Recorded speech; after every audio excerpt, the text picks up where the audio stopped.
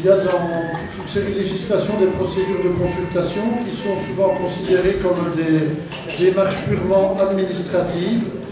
Nous, on veut que ces phases de consultation soient réelles et qu'elles soient animées par des personnes qui sont spécialisées dans l'animation de réunions.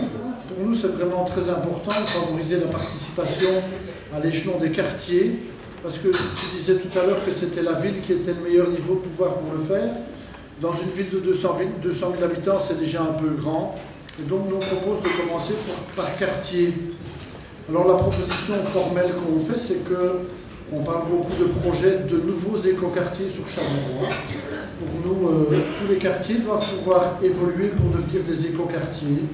Et notre proposition, c'est que la ville consacre un budget important pour un gros investissement dans chacun des quartiers de la ville de Charleroi, pour que le quartier s'améliore et devienne progressivement un écoquartier, et que cette proposition soit élaborée et construite avec la participation des habitants des quartiers. Sous l'ère Jean-Jacques Liseur, c'est le premier conseil consultatif femmes-hommes qui s'est mis en place, avec à sa tête une femme d'un parti d'opposition, donc ça je pense qu'il faut quand même le souligner, et qu'on s'est battu toutes les deux pour que ce rapport puisse avoir lieu donc, au niveau du conseil communal, et que je vous avoue que là-dessus n'a pas été particulièrement suivi toutes les deux. Et donc si on pouvait déjà faire cet effort à l'avenir, que les rapports qui sont établis, donc le rapport d'activité qui se fait au niveau de chaque conseil, puisse être exposé au sein du conseil communal et dès lors être entendu au niveau des conseillers mais aussi du public, on avancerait déjà dans ce domaine de la participation. On a déjà commencé à y travailler notamment sur l'octroi des subsides aux associations au niveau culturel et sportif, puisqu'aujourd'hui sur le site de la ville, vous retrouvez les différentes associations qui sont subsidiées et le montant du subside. Je pense qu'on peut aller franchement plus loin. Et cette transparence qui pour moi est également un outil de la démocratie participative, c'est que chaque citoyen puisse retrouver sur le site internet de la ville non seulement les budgets de la ville, mais aussi la manière dont les marchés sont octroyés, dont les différentes subventions sont octroyées. Pour moi, ça fait partie de la transparence et de la participation citoyenne. Parce que aussi bien du côté des associations que du monde politique, on a déjà dû s'entendre sur ce que c'était cette charte associative, sur ce que l'on voulait. Donc c'est défini un peu comme les droits et devoirs des associations et du politique.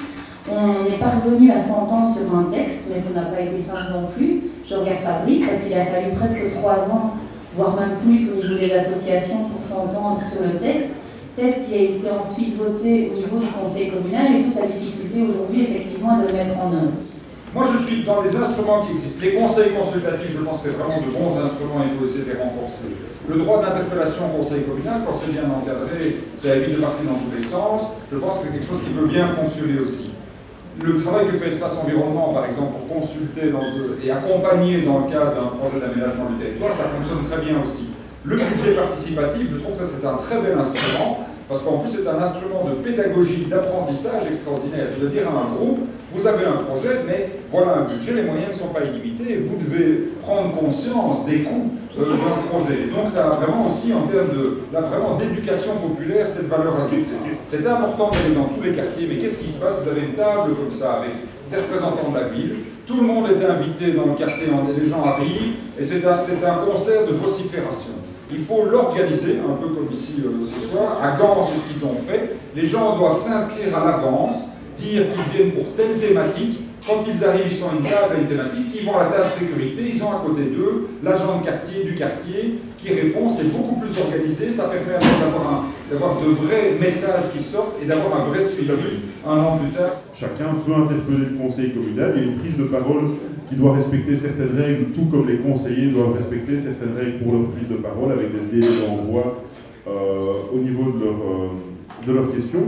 Il y a également la CCAT qui existe au niveau de l'aménagement urbain, on en parlait tout à l'heure, mais c'est une commission consultative, mais il faut savoir que son avis est suivi. Donc il y a eu plusieurs projets, notamment les closières dont on parlait tout à l'heure, où la CCAT a émis un avis négatif. Et bien que ce soit uniquement un avis à titre consultatif, le projet a été remis sur le métier et a été retravaillé de manière ensuite à repasser devant la CCAT.